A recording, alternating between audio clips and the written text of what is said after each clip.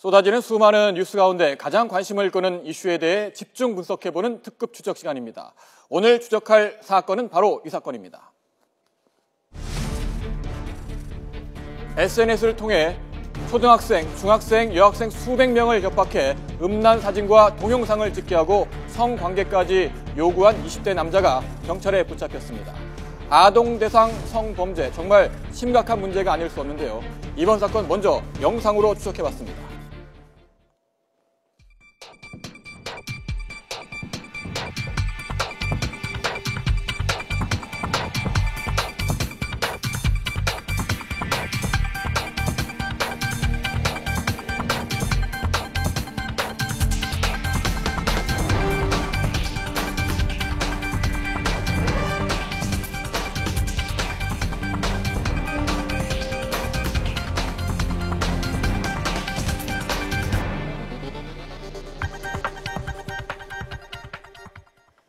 네, 최근 통계를 보면요. 아동 대상 성범죄가 하루 평균 2.6건 발생한다고 합니다. 아이 키우는 분들 참 걱정이 많으실 것 같은데요.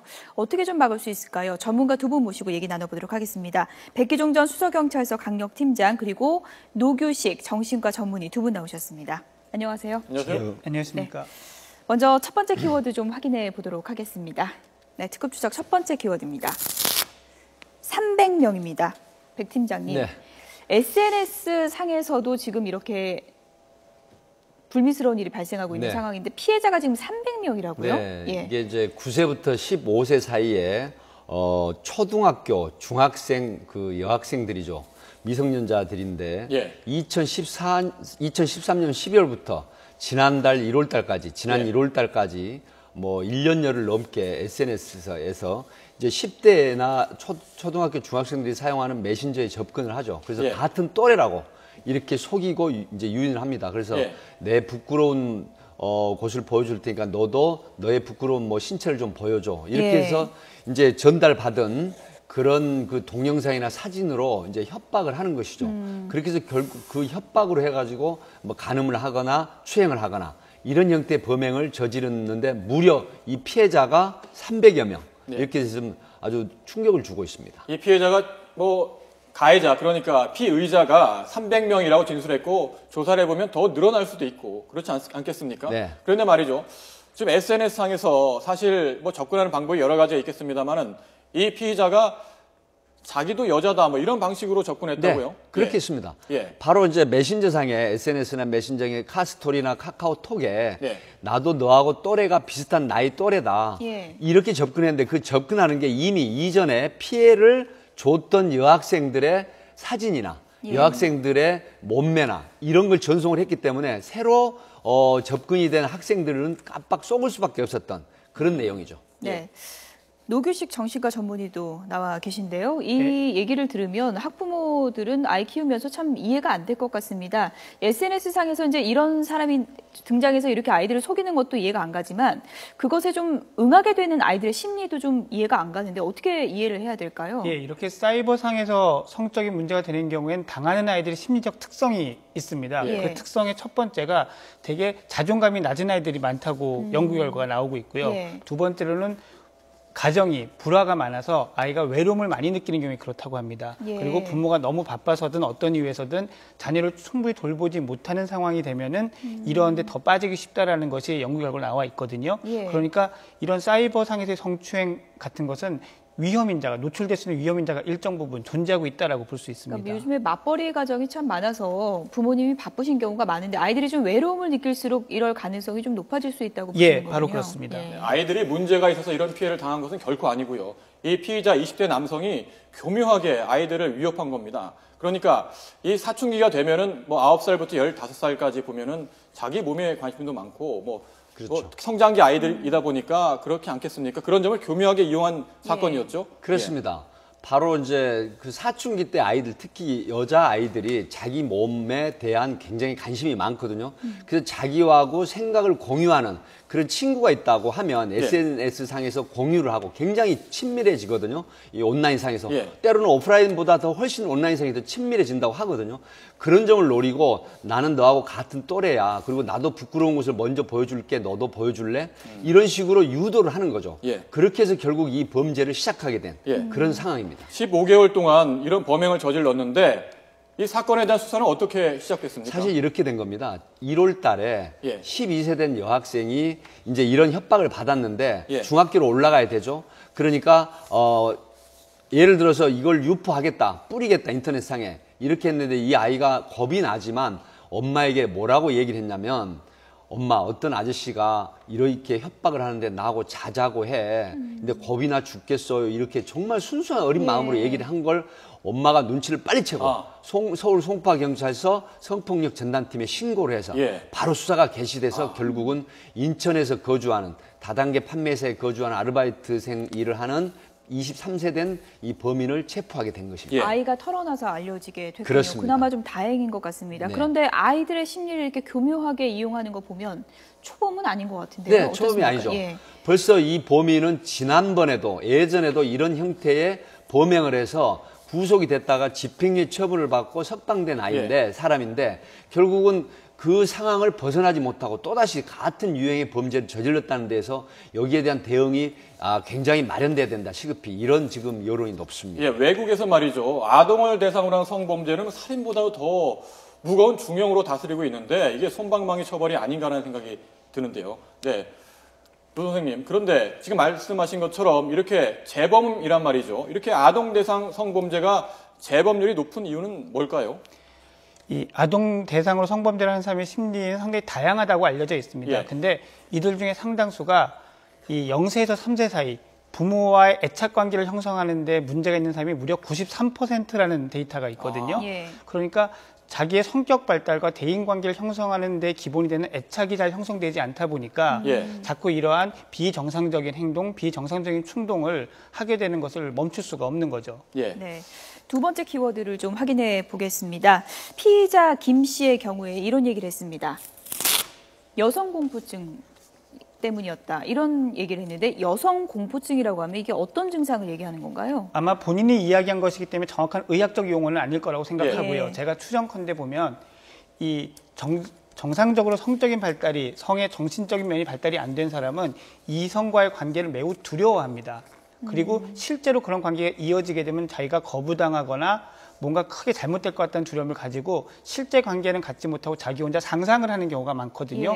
아마 지금 이 용의자도 그런 것을 가지고 있지 않았나 생각됩니다. 이런 범죄를 당한 아이들 얼마나 두려울까요? 얼마나 놀랐을까요? 그런데 이런 피해 학생들 치유는 어떻게 이루어져야 할까요? 이 부분이 상당히 중요한 부분입니다. 정말 세심하게 이루어져야 되는데요.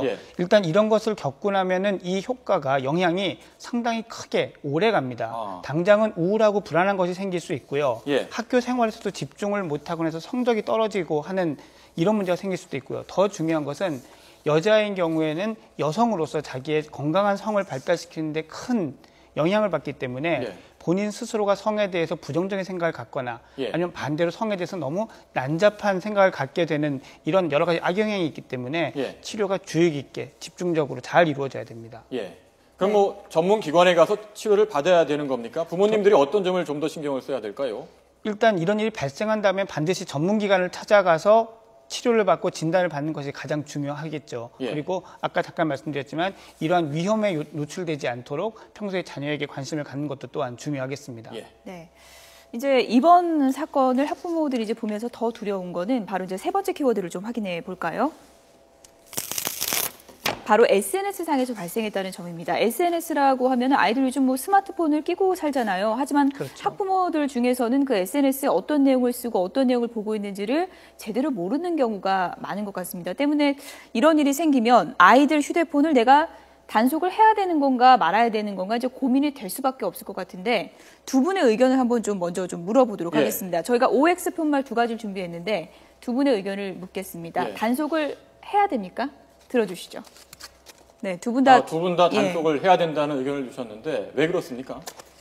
부모님들이 많이 착각하시는 게 일기와 SNS를 똑같다고 생각을 하는 착각을 하십니다. 이건 아이들의 주장이기도 한데요. 예. 일기는 사적인 공간이 있는 게 맞습니다. 하지만 SNS는 사적인 공간이 있는 게 결코 아닙니다. 그렇기 때문에 우리 아이가 이것을 잘 쓰고 있는지, 이 SNS 공간에서 혹시는 폭행이나 피해를 당하고 따돌림을 당하지 않는지, 아니면 이와 같은 다른 위험에 노출되지 않는지를 항상 관찰하고 점검하고 가르쳐야 될 의무가 있는 거거든요.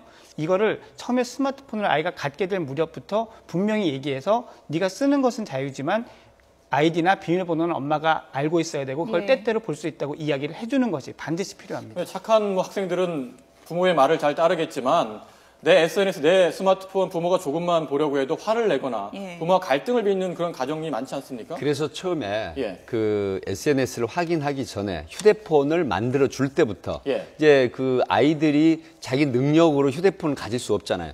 그래서 처음부터 휴대폰을 사주거나 갖게 할 때부터 이제 설득을 해야 됩니다. 아빠나 엄마가 너의 휴대폰 또 SNS상의 온라인상의 이런 그런 문제를 점검을 하겠다. 그래서 너도 그 동의를 해라. 그리고 절대 너의 어떤 사적인 공간을 들어가려고 하는 게 아니고 너를 보호하기 위해서 그런다라는 얘기를 계속해서 반복적으로 하게 되면 거기에 순응하는 태도로 보인다고 합니다. 그렇기 때문에 절대 너를 나무라는 게 아니라 너를 보호하려고 하는 측면이다라는 걸 미리서부터 이렇게 간수를 하면 아마 쉽게 그런 게 버릇이 들어가지고 가능하다. 이렇게 지금 분석이 나오고 있죠. 그런데 이제 SNS는 이제 휴대폰을 좀 어느 정도 지속적으로 봐줄 필요가 있다고 말씀을 하셨는데 아이들의 사생활을 어디까지 존중하는 게 좋을지 많이 갈등이 되실 것 같아요. 뭐 이메일도 있을 거고요. 아이들이 어느 웹사이트를 들어가는지, 그것도 뭐 민감하게는 일기장도 있을 거고요. 어느 정도까지 아이들을 좀 관찰해야 되는 건가요? 아이들의 의사와 관계없이 대중에게 노출될 수 있는 가능성이 있는 부분은 모두 다 부모가 관찰할 필요가 있습니다. 그러니까 일기장은 자기가 들고 나가서 보여주지 않는 한 누구도 볼 일이 없지만 이메일조차도 사실은 다른 사람이 다른 루트로 얼마든지 볼 수가 있죠. 그렇기 때문에 이메일부터 카카오톡이라든지 메신저, 또 SNS상에 올리는 사진 같은 것들을 부모님들이 정기적으로 보는 것이 반드시 필요합니다. 자, 마지막 키워드 보면서 이야기를 좀 더 나눠보도록 하겠습니다. 솜방망이 처벌, 조금 전에 언급했던 내용인데 제가 영국에서 특파원할 때 이런 영국 내에서도 아동을 대상으로 한 SNS상 또는 인터넷상에서 여러 가지 성범죄가 일어났는데 엄청난 사회 문제가 됐습니다. 사회 지도층이 이런 일을 저질렀다가 정말 중형을 받은 일도 있고요. 그런데 오늘 이 피해자 김 씨 같은 경우에는 재범이란 말이죠. 그렇습니다. 과거에도 비슷한 범행을 저질렀는데 또 저질렀어요. 너무한 거 아닌가요? 지금 이런 케이스는 이제 재범이고 집행유예 기간이거든요. 근데 13세 미만의 어린 아이를 성폭행, 쉽게 말하면 강간을 했다고 하면 10년 이상 무기징역. 그 다음에 강제 추행이죠. 그 13세 미만의 아이를 강제 추행을 했다고 하면 5년 이상 무기징역까지. 사실상 우리나라도 굉장히 중하게 처벌을 하고 있죠. 물론 아동 성폭력 보호에 관한 부분하고 성폭력 특별법하고는 좀 틀리지만 13세 미만인 경우는 제가 말씀을 드린 거고요. 또 13세가 넘었다고 하더라도 2년 이상의 유기징역. 이런 형태거든요. 그래서 2년 이상의 유기징역이라고 하면은 무기징역까지 가능하기 때문에 사실 그렇게 낮은 처벌은 아니지만 그러나 문제는 실질적으로 그런 처벌을 하느냐 아니거든요. 재범이라고 하더라도 3년이나 5년 미만의 형을 살고 나오는 게 다반사고 또 초범인 같은 경우는 상당한 중한 죄질을 있다고 하여도 집행유예로 항소심에서 나오는 경우가 많기 때문에 이런 부분에 대해서는 사실 법조인들이 조금 더 연구를 해서 사실 회계 같은 경우는 특파원 하셨다고 하지만 미국 같은 경우는 주마다 틀리지만 예를 들어서 준 2급이나 상급 살인죄에 준한 아동 폭력법을 그렇게 처벌하거든요. 그래서 평생 감옥에서 그 벌을 받게 하는, 또 호주 같은 경우는 77년, 80년형을 선고하는 이런 형태거든요. 그렇기 때문에 우리나라도 이런 부분에 대해서는 좀 더 적극적인 대응을 해야 된다는 그런 지금 요구가 드세지고 있습니다. 또 하나 중요한 건 처벌이 되더라도 아이의 상처가 없어지는 건 아니기 때문에 예방이 가장 중요한데요. 예방에 있어서 자녀들한테 이런 일이 생길 수 있다는 걸 교육하는 것, 그게 학교가 됐든 가정이 됐든 이것도 반드시 동반돼야 될 문제로 생각합니다. SNS를 통한 아동 대상 성범죄, 지금 들으신 것처럼 처벌이 너무 약합니다. 그동안 솜방망이 처벌이 이루어져 왔는데 처벌을 대폭 강화해서 다시는 이런 일이 없도록 해야겠습니다. 지금까지 백기종 전 수서경찰서 강력팀장 그리고 노규식 정신과 전문의였습니다. 두 분 고맙습니다. 고맙습니다.